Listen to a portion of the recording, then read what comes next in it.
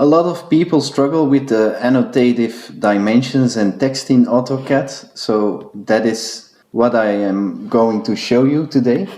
And if you look through the whole video, I am also going to show you how to use annotative dimensions and text in layouts and viewports.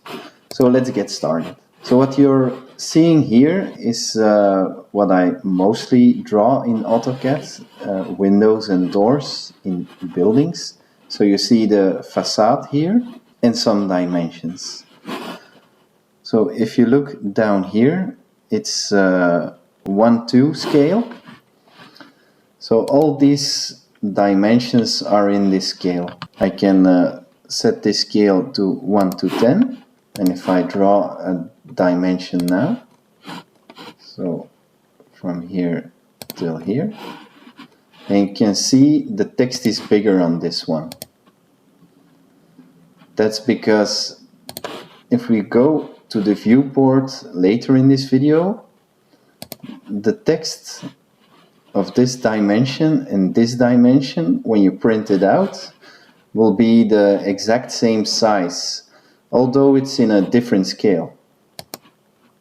So I will put it here, and I will also show you how to use annotative text.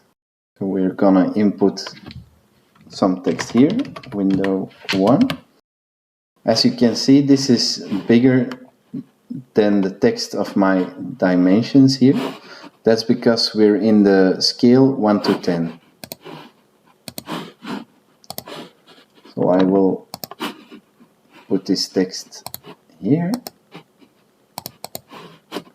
What we can do now is, if we click on this text and look at the properties, you can see here the annotative scale is 1:10, and we will add a new one here, 1:2.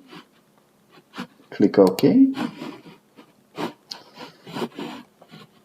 So if we change the scale to 1:2, the text will shrink down, as you can see.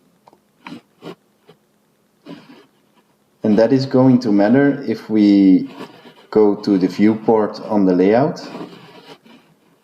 because if we choose a scale on the viewport, it will only show the dimensions and the text in that exact same scale.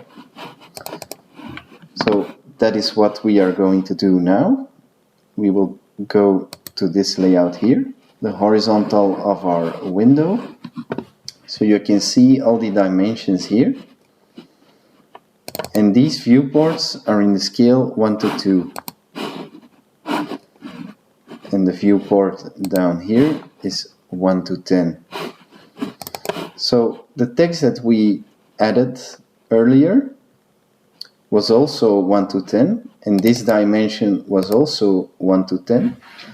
So that is what will show in this viewport. Now the text here, it was a bit higher, I guess. There it is. So you can see this text is in the scale 1:2, and this one is in 1:10. Thanks for watching. I hope this video was helpful for you. If you have any more questions, please place them in the comment section, and you can help me out by clicking the subscribe button or the like button. I'll see you in the next video. Bye!